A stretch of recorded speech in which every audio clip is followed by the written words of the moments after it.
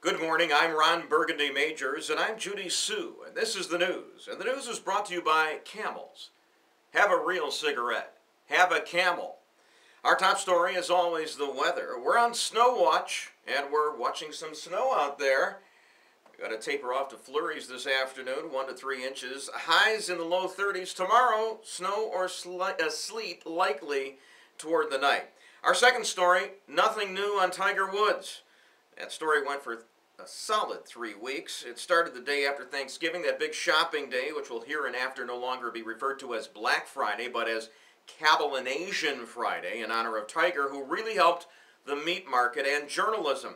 Just which Tiger had spaced out the bimbos over the year. Was it up to a dozen? He could have had one for each month for us, like Playboy calendar, and with a little golf tip next to each picture.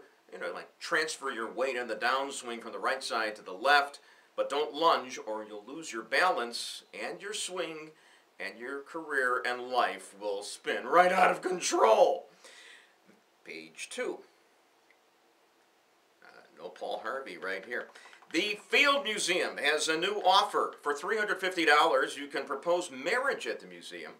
You get to go into the Granger Hall of Gems and pull the engagement ring out of a case that contains a bunch of real expensive gems. Yeah, won't your honey be surprised, especially when you announce that you're going to be honeymooning inside the skeleton of Sue the dinosaur. I think they give you barbecue sauce that you can splash on Sue so that you can lick her ribs. The health care bill could pass the Senate by Christmas this year, and by Valentine's Day 2011, it could be repealed. Page 3.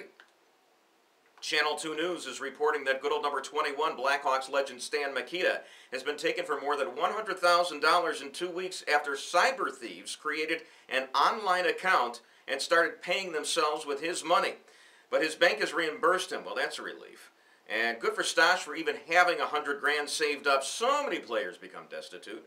One thing's for sure, no one else will ever wear jersey number 21 on the Blackhawks. No, you can't take that identity away from Stan.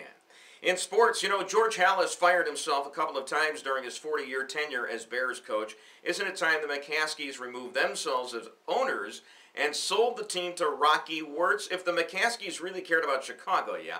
Getting to the Super Bowl once every generation just doesn't cut it. And with the Bears aging without any immediate replenishing from the draft, the best you can hope for is that the threatened lockout of 2011 becomes a reality.